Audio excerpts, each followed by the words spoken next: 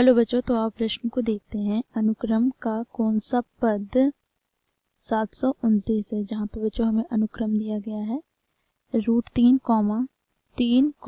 3 गुनी √3 dot dot dot. तो बच्चों इस प्रश्न की मुख्य अवधारणा की बात करें तो बच्चों यहाँ पर हम गुणोत्तर श्रेणी लेंगे। यदि गुणोत्तर श्रेणी का प्रथम पद a हो और सार्वनुपात r हो तो बच्चों देखो दूसरा पद क्या हो जाएगा, तो a गुनी r। तीसरा पद क्या हो जाएगा, तो a गुनी r की घात 2। चौथा पद a गुनी r की घात 3। इस प्रकार बच्चों n पदों तक। अब यहाँ पर हम a बराबर क्या दिया है, तो पहला पद, और r बराबर क्या है, तो सार्वनुपात। अब बच्चों यहाँ पर हम देखेंगे सार्वनुपात अर्थात r कैसे ज्ञात करते हैं। तो बच्चों देखो दूसरा पद को पहले पद से विभाजित करते हैं, या फिर तीसरे पद को दूसरे पद से विभाजित करते हैं, या फिर चौथे पद को तीसरे पद से विभाजित करते हैं। इस प्रकार बच्चों हम सार्वनुपात ज्ञात करते हैं, तो सभी स्थिति में हमें समान सार्वनुपात प्राप्त होगा।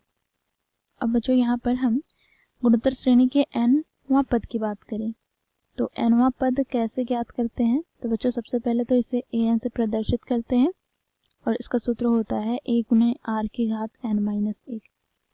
तो बच्चों देखो इस मुख्य अवधारणा की सहायता से दिए गए प्रश्न को हल करेंगे। प्रश्न में हमें अनुक्रम दिया गया है, देखो यहाँ पर।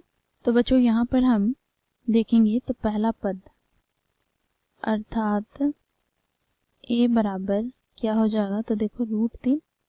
अब बच्चों यहाँ पर हम सार्वनुपात की बात कर लें तो बच्चों यहाँ से r बराबर क्या होगा, तो बच्चों देखो दूसरे पद में क्या है, तो 3 को हम विभाजित करेंगे पहला पद से अर्थात √3 से। इसी प्रकार यदि तीसरे पद अर्थात 3 गुनी √3 को हम 3 से विभाजित करते हैं तो दोनों स्थिति में बच्चों हमें समान सार्वनुपात प्राप्त होगा। देखो √3 से 3 को विभाजित करेंगे तो √3, यहाँ पर 3 से 3 को विभाजित करेंगे तो √3, तो हमें सार्वनुपात r प्राप्त हो गया √3।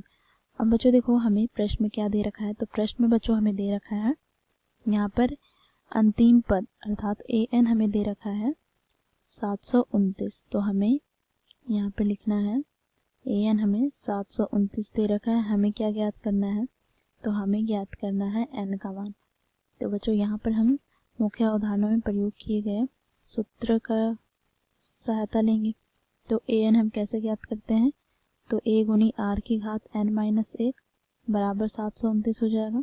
तो यहाँ से बच्चों देखो a का मान क्या है, तो √3 गुना यहाँ पर r का मान क्या है, तो ये भी √3 की घात क्या हो जाएगा, तो n-1 बराबर 729। अब बच्चों देखो यहाँ पर √3 की घात क्या है, 1, और यहाँ पे √3 की घात n-1 है। तो बच्चों यहाँ पर हम एक सूत्र का प्रयोग करेंगे। देखो यदि x की घात m गुना x की घात n हो तो बच्चों देखो दोनों का आधार समान हो, तो यहाँ पर गुना हो रहा है बीच में, तो हम क्या करेंगे, तो इसके जो घात है उसे हम जोड़ लेंगे। तो x की घात क्या हो जाएगा, m प्लस n। तो यहाँ से हमें प्राप्त क्या हो जाएगा बच्चों, तो देखो √3 की घात 1 और यहाँ पर क्या है, तो n-1, तो ये जुड़ जाएंगे, तो 1 प्लस n-1 बराबर हो गया 729 के। अब बच्चों देखो +1 से -1 कट जाएगा, तो हमें प्राप्त क्या हो गया, तो √3 की घात n बराबर यहाँ पर 729। अब बच्चों देखो √3 को हम क्या लिख सकते हैं, तो इसे लिख सकते हैं, देखो यहाँ पर 3 की घात 1/2 और गुना में क्या है n बराबर यहाँ पर बच्चों देखो 729 को हम क्या लिख सकते हैं, तो इसे 3 की घात में लिखें तो बच्चों देखो 3 को कितने बार हम गुना करेंगे तो हमें 729 प्राप्त होगा। तो बच्चों देखो 3 को 6 बार गुना करते हैं तो हमें 729 प्राप्त होता है। तो यहाँ से हम लिखेंगे, देखो 3 की घात 6 बराबर होता है 729। अब बच्चों देखो यहाँ से हम दोनों और वर्ग कर देंगे, तो यहाँ पर हम लिख लेते हैं दोनों और वर्ग करने पर। तो यहाँ से हमें प्राप्त हो जाएगा 3 की घात 1/2 गुनी n की घात 2 बराबर यहाँ पर 3 की घात 6 की होल घात 2। तो यहाँ से बच्चों देखो 2 से 2 कट जाएगा, तो 3 की घात हमें प्राप्त हो गया n बराबर यहाँ पर 3 की घात, यहाँ पर घात गुना हो जाएगा तो 6 दूनी 12। अब बच्चों यहाँ पर हम तुलना करेंगे,